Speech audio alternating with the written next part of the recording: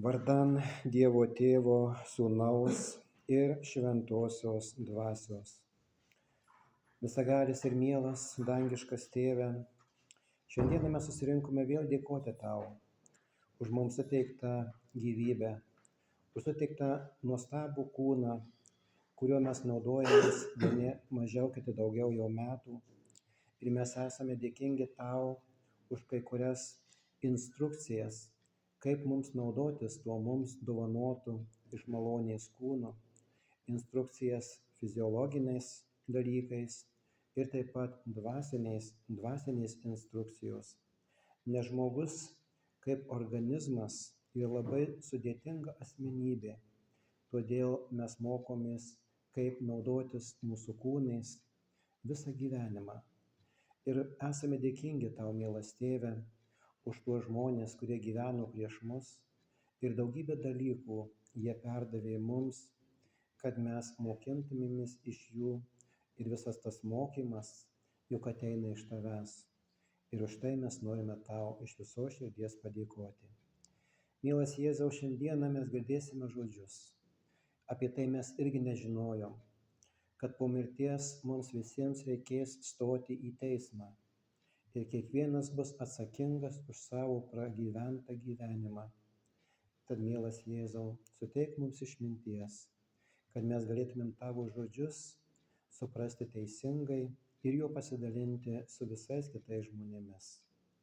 Mes ir toliau prašome išminties ir gydytojams, taip pat ir vaistininkams, ir politikams, kad visiems, kurie serga ir kenčia, būtų padėta. Ir taip pat, kad karas būtų sustabdytas žemėje. Viso to prašome, Dieve mielasis Tavęs, Tavo Sūnaus, mūsų Viešpaties, Jėzaus Kristaus vardu. Amen. Šiandieną paskaitysiu žodžius, kurie yra parašyti antrajame laiške Korintiečiams, 5 perskyrime, 10 sakinyje. Ir čia yra parašyta, jog mums visiems reikės stoti prieš Kristaus teismo krasę, kad kiekvienas atsiimtų, ką jis gyvendamas kūne yra daręs, gerą ar blogą. Prašom sėstis. Taigi šiandieną teko būti Kybartų bažnyčioje ir Kybartų bažnyčios tikintieji prašė perduoti jums taip pat kuo geriausius sveikinimus ir linkėjimus. Taigi šiandieną tokia gal įdomi tema, gal kam visai neįdomi, bet jinai kalba apie tai, kad žmogui vis dėlto nugyvenus gyvenimą ir iš jo išėjus, reikės vis dėlto duoti ataskaitą.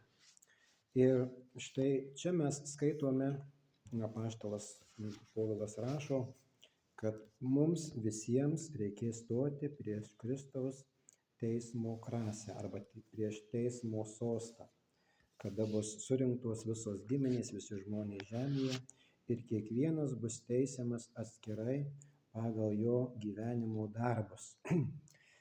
Ir iš vis, kai pagalvojame mes apie mums suteiktą gyvenimą šitame pasaulyje, jis yra labai įdomus. Mūsų kūnas yra labai įdomus.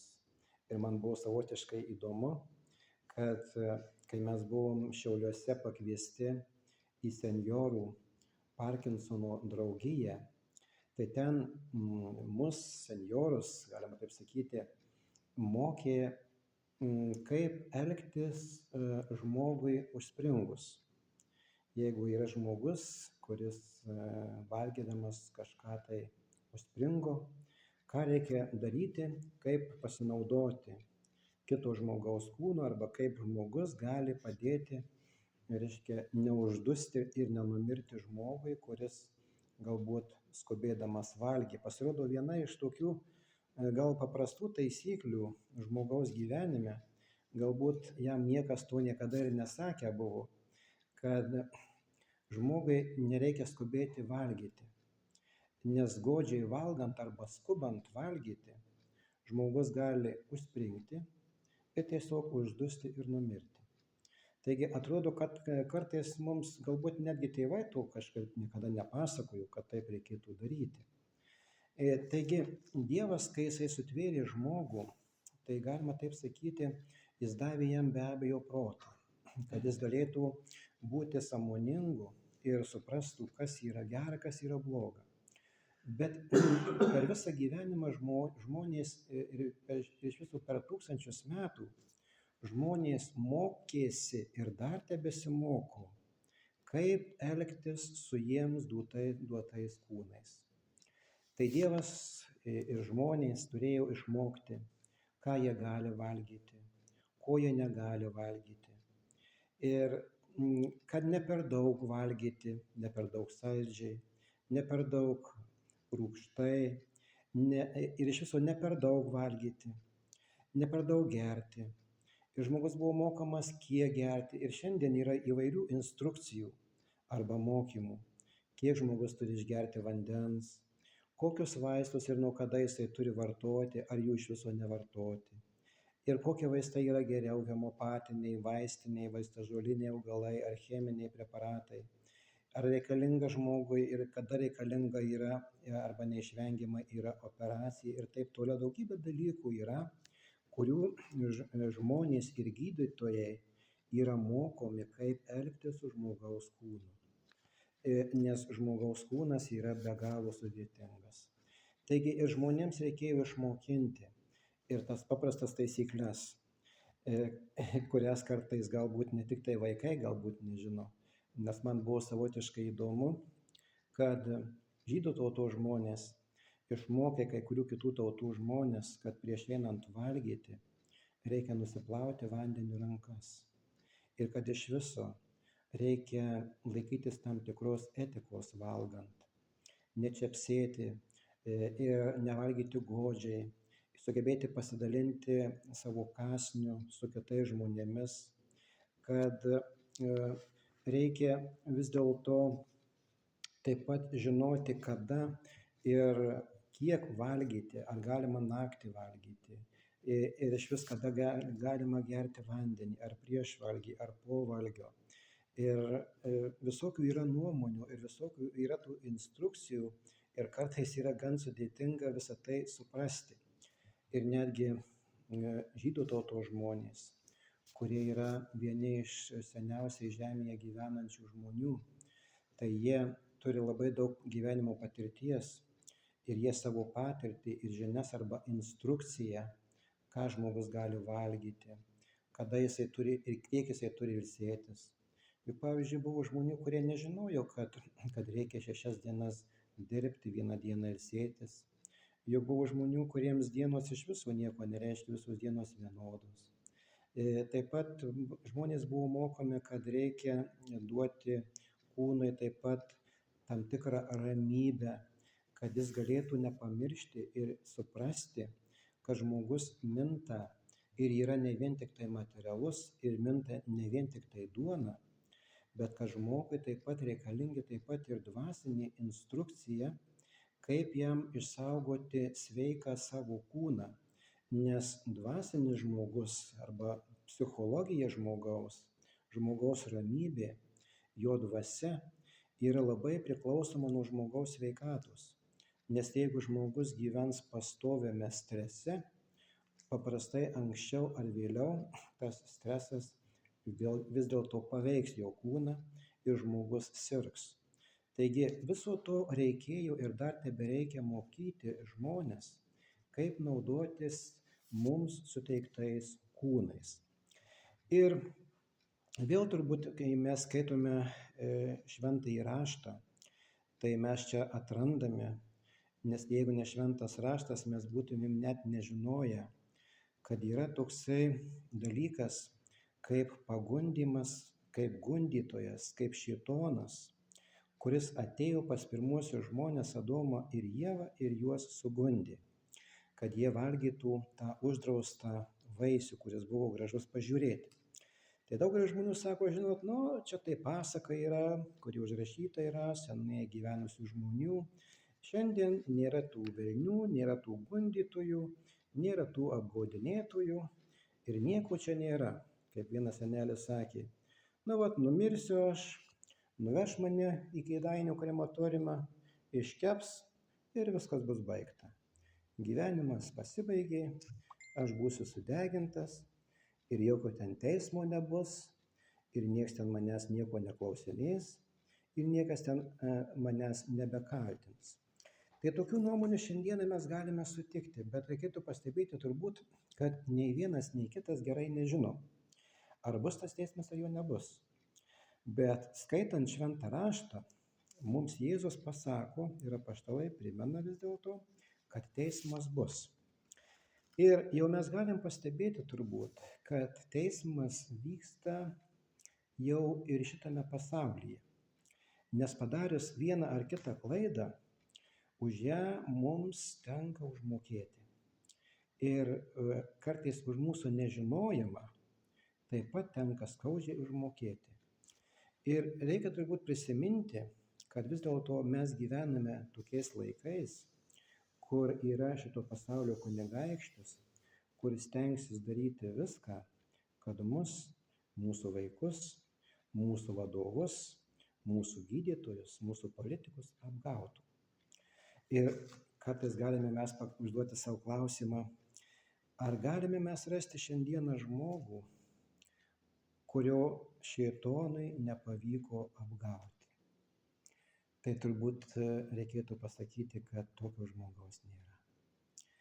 Kartais, kai aš pasižiūriu ir pagalvoju apie vieną iš išmintingiausių žemėje gyvenusių žmonių Saliamoną. Atrodo, tai tas žmogus, kuris žinojo tiek daug ir turėjo patyręs tiek daug įvairiausių patirčių ir išminties turėjo.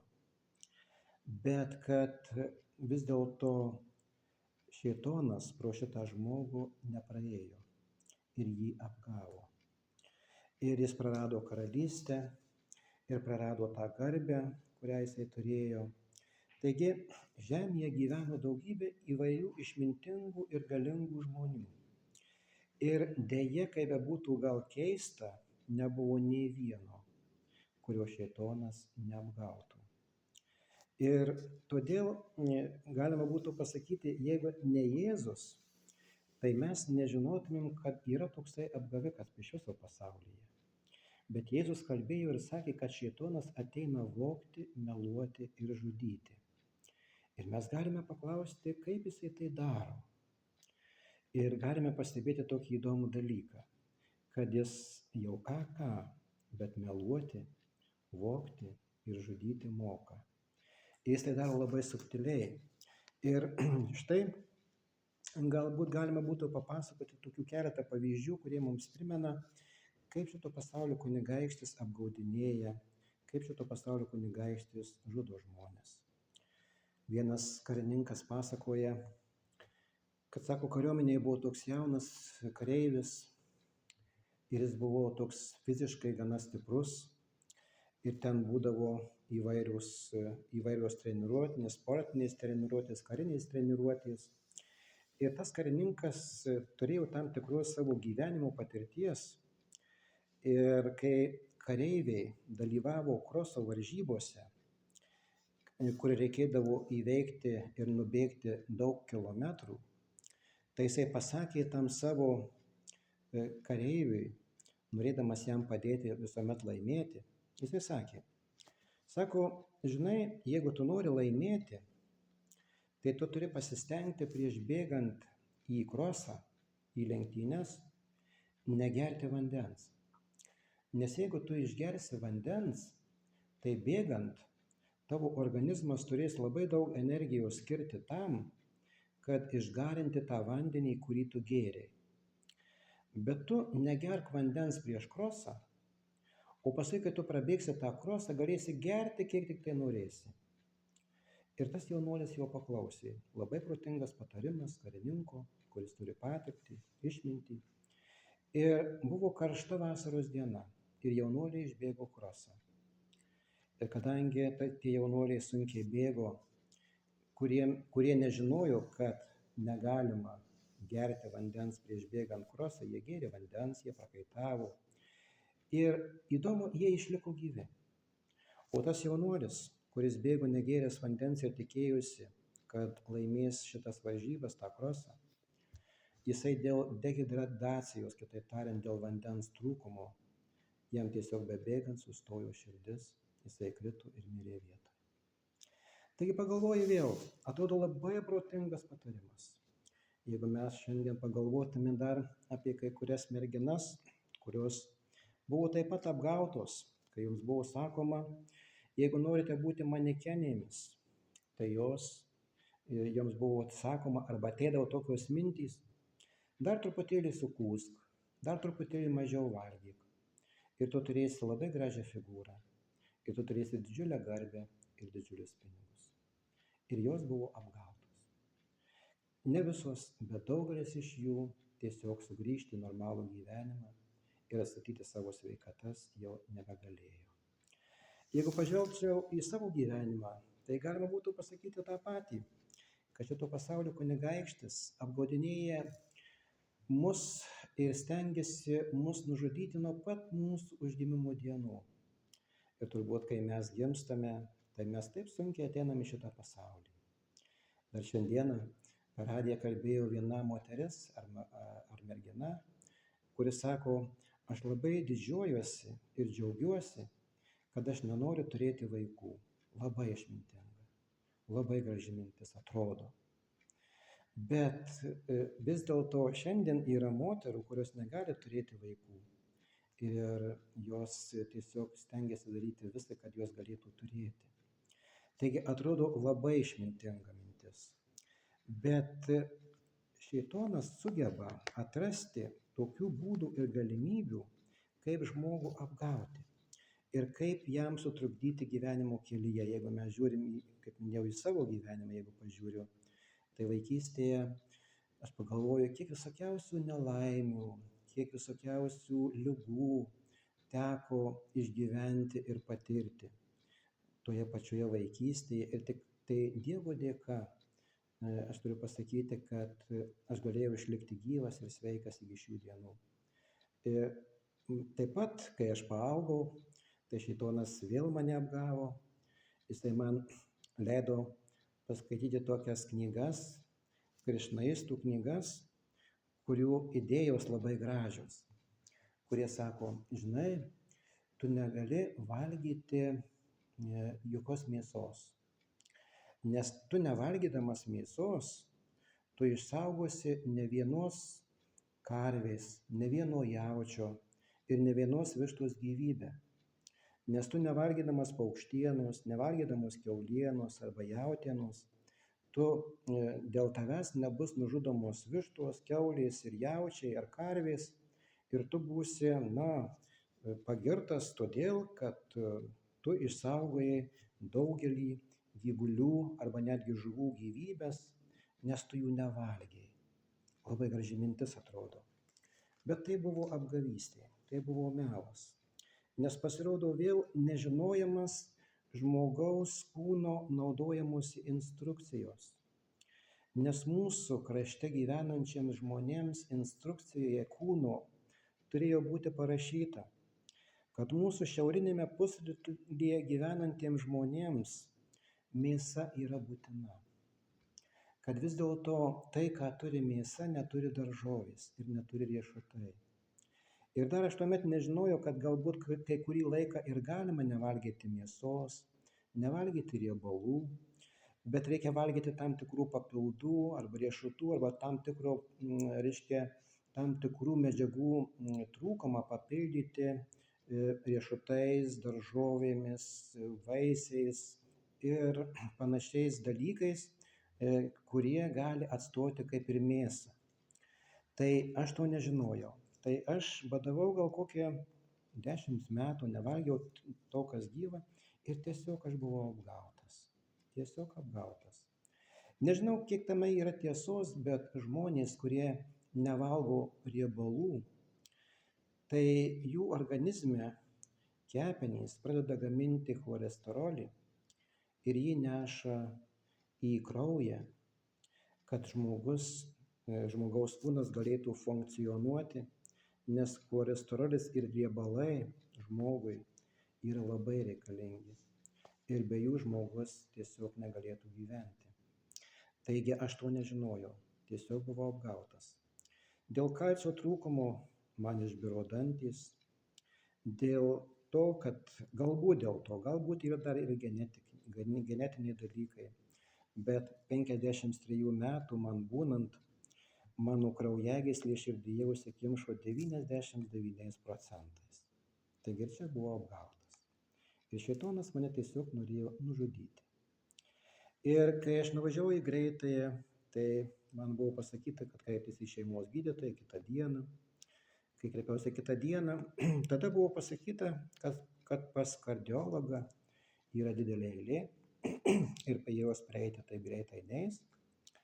Tai tik tai Dievui dėkui, kad Dievas surado žmogų, kuris buvo užsirašęs pas kardiologą ir ten dėl vienokio ar kitokio priežasčių matyt negalėjo atvykti. Ir man tada liko ta viena vieta, kad aš galėjau gana greitai patekti pas gydytoją kardiologą, kuris man pasakė greitai į Kauną operacijai, nes jau mirtis jau žiūri į akis. Taigi pasirodo, reikėjo labai nedaug, truputėlį dar palaukti eilėje, truputėlį dar palaukti ir jau mirtis. Tai vėlgi, kai pagalvoji, praeina kiek tai laiko ir taip galima pasakyti, kad šėtonas gali pasakyti, na šį sykį ištrūkai, bet nieko tu nedingsi, vieną sykį aš tave pribaigsiu. Tai vėl po kiek tai metų, praėjo gal 6 metai, vėl įsikimšo gyslos ir vėl bandymas yra nužudyti, bandymas apgauti visokiausiais būdais. Taigi mes galim tą būtent pastebėti. Ir jeigu taip pagalvoti, kiek kartų didysis priešas mane yra apgavęs, tai sunku įsivaizduoti, nes turbūt nėra dienos, kurioje jisai kur nors manęs neapgautų. Taigi mes gyvenam tokiam gan sudėtingame pasaulyje. Ir čia dar yra pasakyta, kad už kiekvieną neteisingai pasakytą žodį mums teks duoti ataskaitą. Bet mus labai nustebina dar ir apaštalas Jonas, kuris Evangelijoje parašė tokius Jėzaus žodžius, kur yra parašyta gražiai. Jono Evangelija, 5 perskirimas, 24 sakinys. Iš tiesų sakau jums, kas mano žodžių klauso ir mane atsiuntusi tiki, tas turi amžiną gyvenimą ir nepereina į teismą, nes iš mirties yra perėjęs į gyvenimą. Taigi labai įdomiai. Apaštalas Povilas rašo, kad visiems mums reikės stoti prieš Kristaus krasę arba sostą, o Jėzus sako, kad iš tiesų sakau jums, kad ateis valanda ir dabar yra, kad visi mirusieji išgirs Dievo balsą ir kas tiki į Sūnų, tas eina į amžiną gyvenimą ir nepateks į teismą. Tai kaipgi čia dabar bus? Pateksim mes į tą teismą ar ne? Irgi įdomus dalykas, kaip minėjau, šitame pasaulyje, kai mes gyvename, tai mes esame stebimi. Ir mes esame stebimi ne vien tik tai tų kamerų, kurias mes šiandieną matom.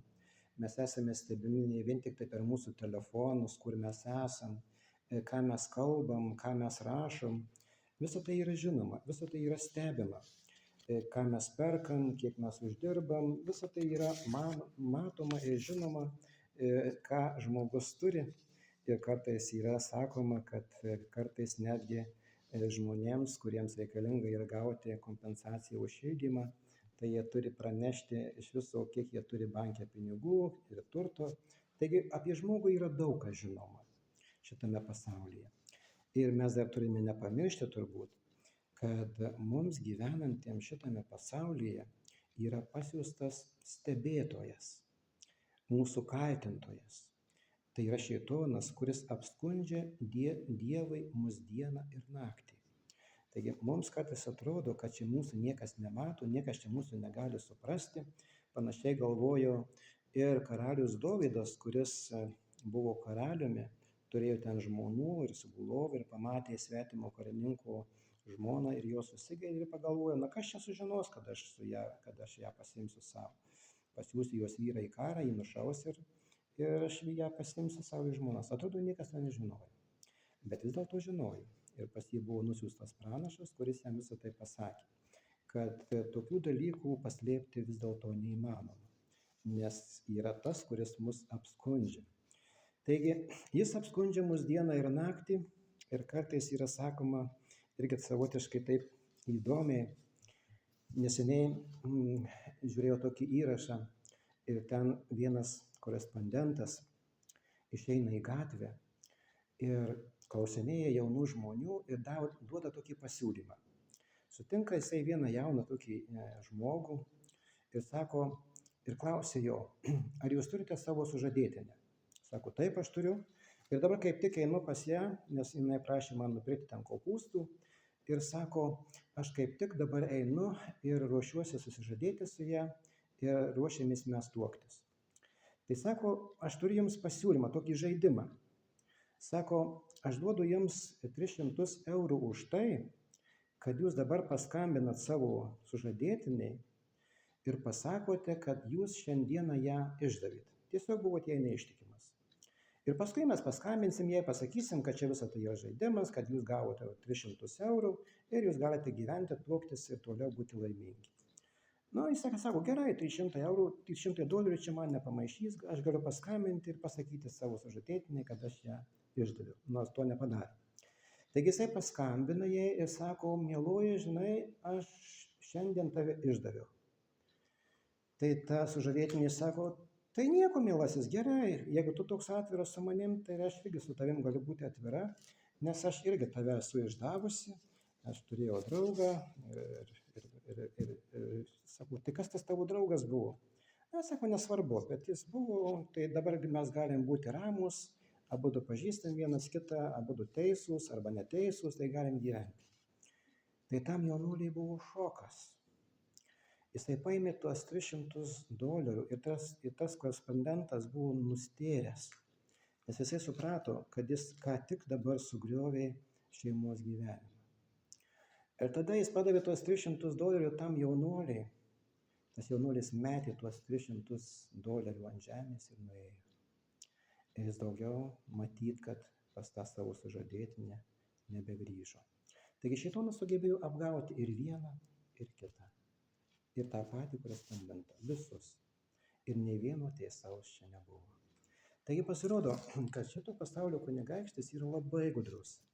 Jis apgaudinėja žmonės tūkstančius metų.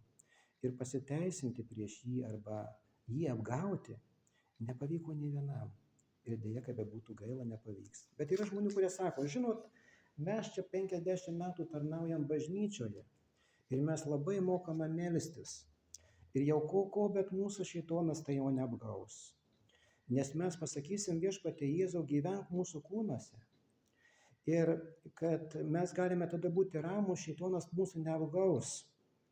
Bet šėtonas juokiasi ir sako, netokių mačiau.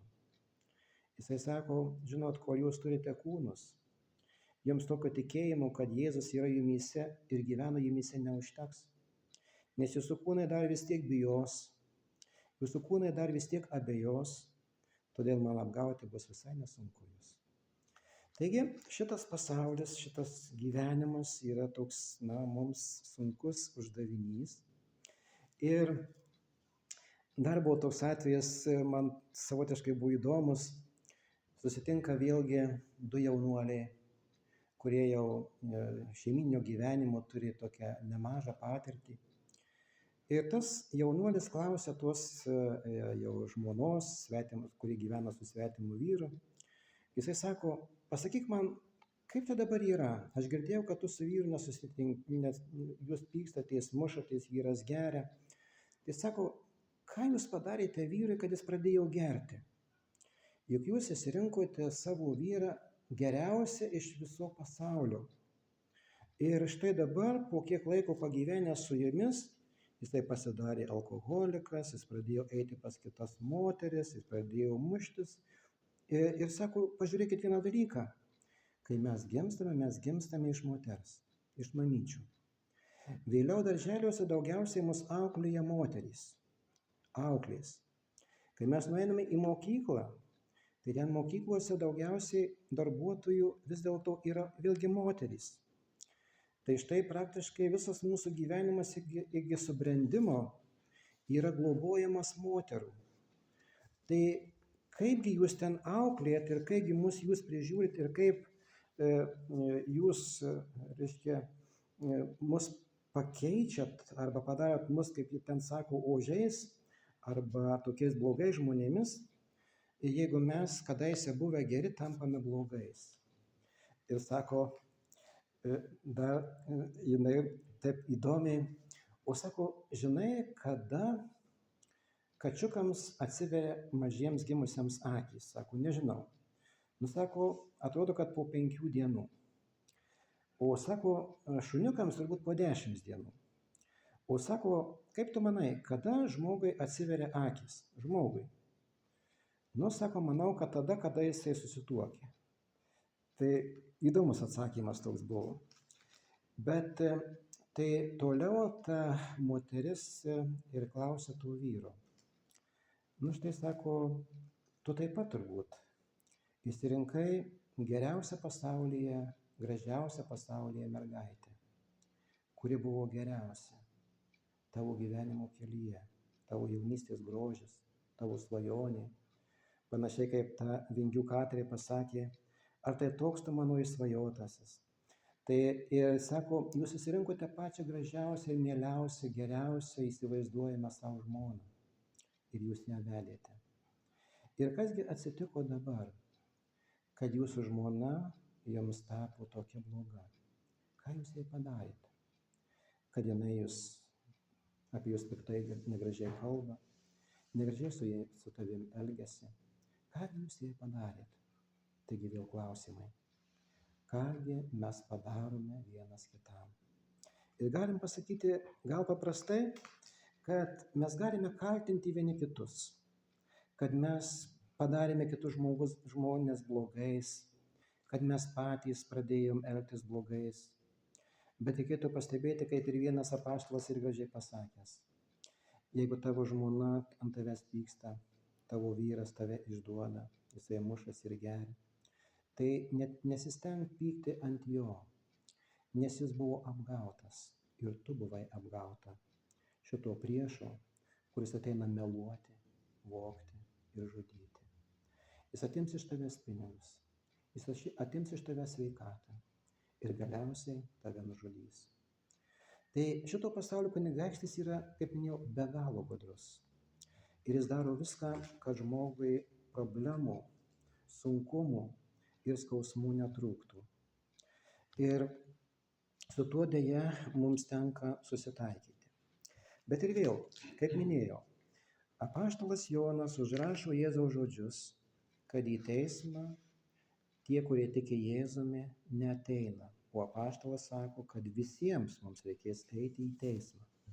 Taigi bus ar nebus tas teismas, ar mums duota bus, ar reikės mums stoti būtent ir aiškintis už savo poelgius. Nes, kaip minėjau, buvo žmonių, jeigu neklystu, buvo toksai rašytojas, psichologas Merfis, kuris parašęs jo tiesiog bestsellerius, gražiausias knygas, atrodo pasąmonės galia ir panašias knygas. Ir atrodo išgelbėjęs yra daugybė žmonių, jų įvairiose gyvenimo situacijose, įvairiose ligose, šeiminiuose santykiuose. Jisai buvo padėjęs daugybė žmonių. Jo knygas skaitė galbūt milijonai žmonių. Ir jis iš tiesų labai daug kam padėjo. Bet šėtonas jį apgavo ir privertė jį pasikarti. Tai pagalvoju, išmintingiausi žmonės, kurie buvo, jeigu mes paimsime ir tos pačius gydytojus, atrodo profesoriai, kardiologai. Ir yra tokių kardiologų, profesorių, kurie padėjo ir išgydė daugybę žmonių gyvenančių žemėje. Bet patys dėja buvo nužudyti ir mirė nuo širdies ir kraujagyslių ligų. Tai pasirodo, kad šitas pasaulio kunigaikštis, ar tai būtų vaistininkai, kurie yra padėję ir išgydę savo vaistais daugybę žmonių, ir gydytojai, kurie padeda daugybėm žmonių, ir politikai, kurie atrodo šitiek daug patirties turi, šitiek daug išminties, ir atrodo jau bet šito politiko niekas negali peršnekėti, niekas negali jo, kaip sakyti, apgauti. Ir kad jis tiek sugeba save apsaugoti, turi tokią apsauginių tarnybą, kad niekas ir niekaip negali prie jo prieiti arba jam pakenkti, bet ir jis bus apgautas.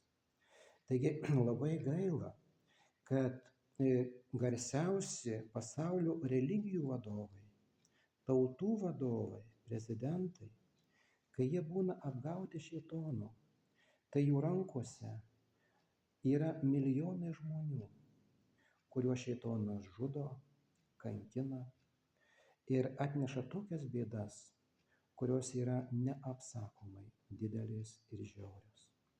Taigi apgauti šėtonas moka visus ir nėra nei vieno, kuris būtų neapgautas, išskyrus mūsų viešpatį Jėzų Kristų.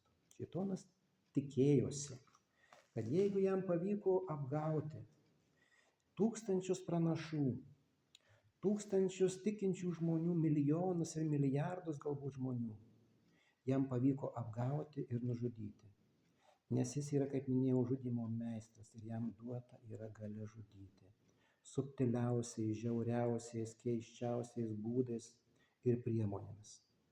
Ir štai šėtonas tikėjosi, kad su Jėzumi jam bus juokai susitvarkyti, kad Jėzus bus nužudytas ir tikėjimas ir apaštalai bus išsklaidyti, apaštalai bus išžudyti, o jis tai darė labai subtiliai per švento rašto aiškintojus ir per svetimą kariuomenę ir per svetimą teisėsaugą ir panašiai. Įvairiausi būdai jam yra priimtini ir nėra to, ko jis negalėtų. Atrodo, bet vis dėlto apgauti Jėzaus jam nepavyko.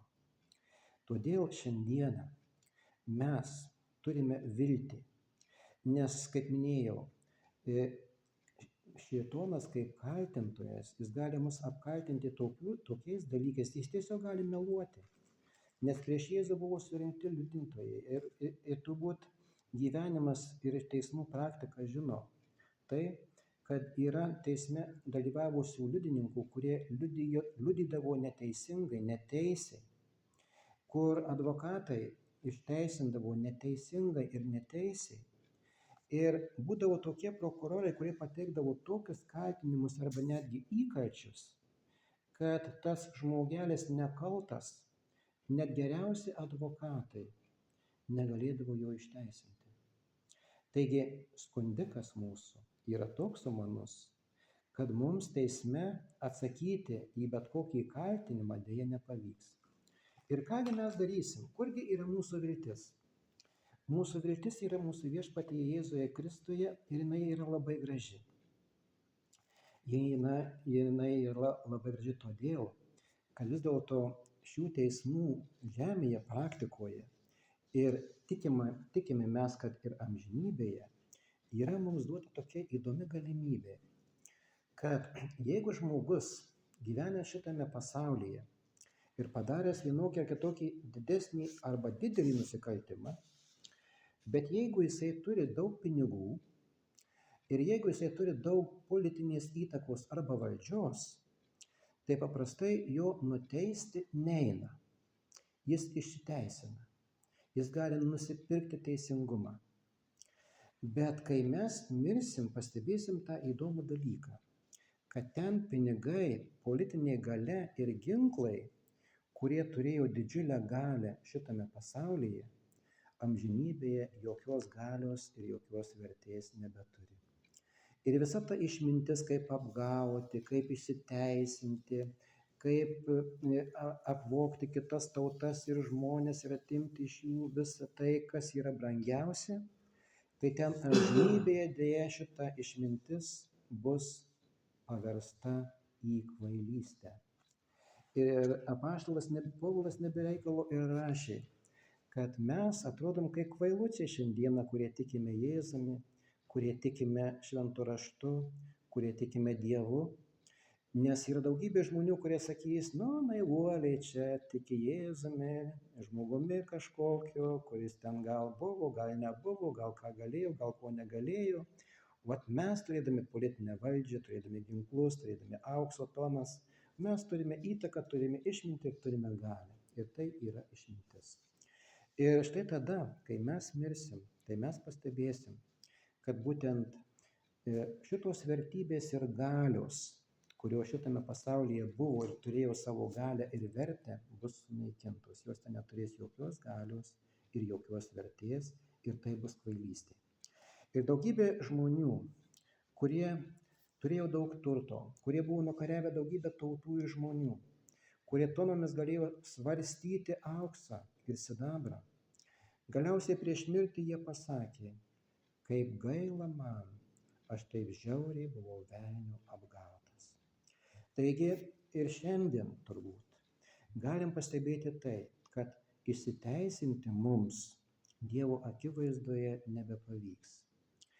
Tai vėlgi mūsų pasitikėjimas ir mūsų viltis yra tokia gana įdomi, kad jeigu mes, kai mirsim ir šėtonas mus apkaltins ir apskūs Dievui, tai be abejo mes galėsime tada panaudoti savo pinigus, kuriuos mes surinkome čia žemėje. Kasgi yra tie pinigai? Tai mes vėl galime pasakyti, kad, kaip minėjau, norint pasimti mums gerą advokatą, paprastai geram advokatui reikia labai daug pinigų. Tai amžinybėje Jėzus sakė, ieškokite visų pirma dangaus karalystės ir jo šlovės ir rinkite savo turtus, kurie yra danguje, veiksmingi ir kurie turi vertę. Ir nesirinkite tų turtų, kuriuos kandys ir vagys ir rūdys suėda ir vagia. Tai būtent tie turtai, vienas iš tokių turtų yra mūsų tikėjimas. Ir pasitikėjimas Jėzumi Kristumi. Ir tada, kai mes mirsim, ir kai šėtonas mus kaltins, kad štai mes tą ir tą padarėm jam padedant, kad mes buvom tiek klaidų pridaręs, tiek kartų mus buvo apgavęs, tai mes dėja atsakyti jam galėsime tik tai panašiai taip, kaip atsakė viena mergaitė, kuri buvo mokoma tikybos mokytojo apie tikėjimą. Sako, buvo, reiškia, tikybos pamokėlė ir toje tikybos pamokėlėje mokytojas paėmė 10 eurų kupiūrą ir parodydamas ją prieš mokinius būtent sako, kas iš jūsų tiki, kad aš 10 eurų joms galiu tiesiog padovanoti.